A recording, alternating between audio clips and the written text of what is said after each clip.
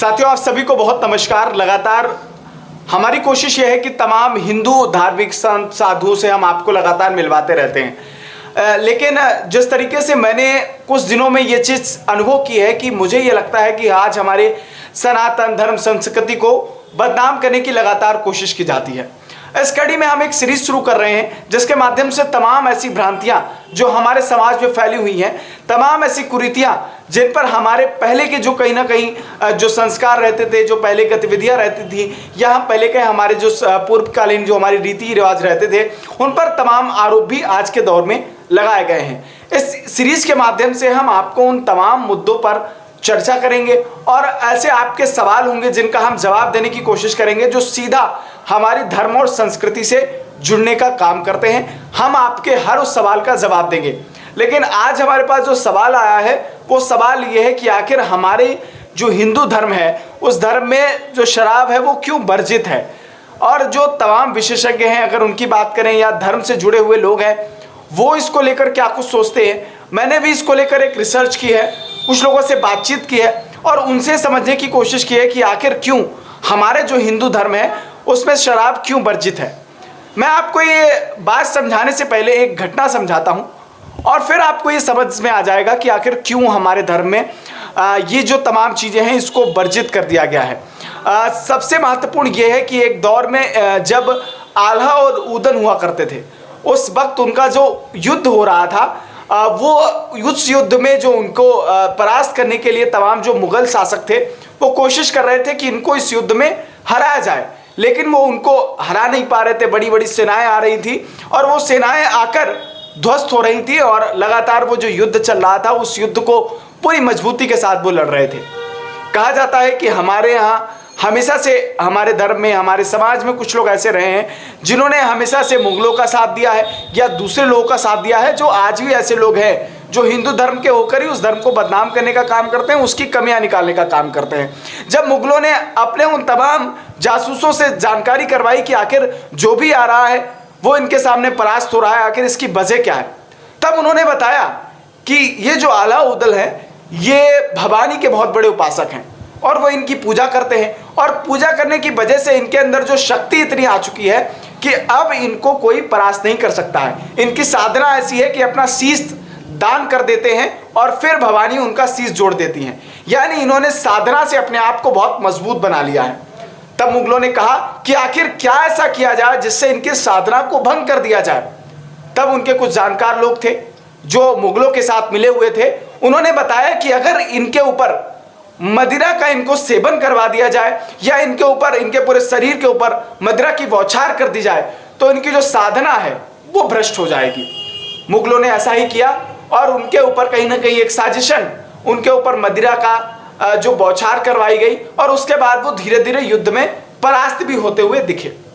सवाल ये है और इस सवाल का जवाब भी यही है कि आखिर क्यों मदिरा को जो विषैला क्यों कहा जाता है, क्यों मदिरा को घातक कहा जाता है।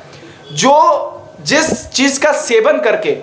आप अपने होश में ना रहें, आप बेहोश हो जाएं, आपकी मानसिक स्थिति पर कब्जा हो जाए, तो समझ लीजिए वो चीज आपके लिए घातक है। आपकी मानसिक स्थिति को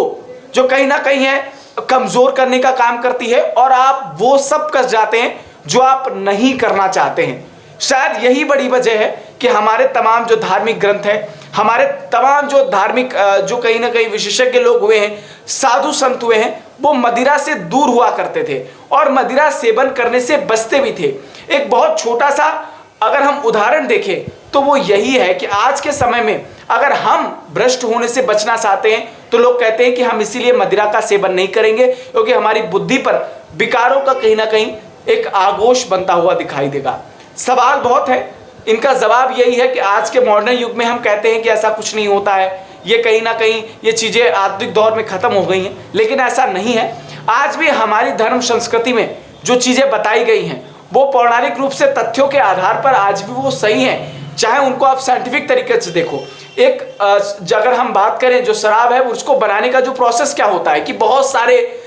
एक लंबे प्रोसेस में उसको रखा जाता है और कहीं ना कहीं एक महीनों तक उसको कहीं ना कहीं किसी पदार्थ को सड़ाए जाने के बाद मदिरा बनती है और फिर वो कहीं ना कहीं हमको हमारे मानसिक विकास को रोकती है और हमारी बुद्धि को भ्रष्ट करने का काम करती है। शायद यही बड़ी वजह थी कि पुराने ज़माने में हमारे जो साधु संत हुआ करते थे, हमारे पुराण हुआ करते थे, वो यही कहते थे कि मदिरा सेवन से दूर रहना चाहिए, नहीं तो आपकी बुद्धि भ्रष्ट हो जाएगी और आप कहीं ना कहीं हिंदू धर्म में या समाज में कहीं ना कहीं आपका जो बौद्धिक है वो दूर हो जाएगा और आप कहीं ना कहीं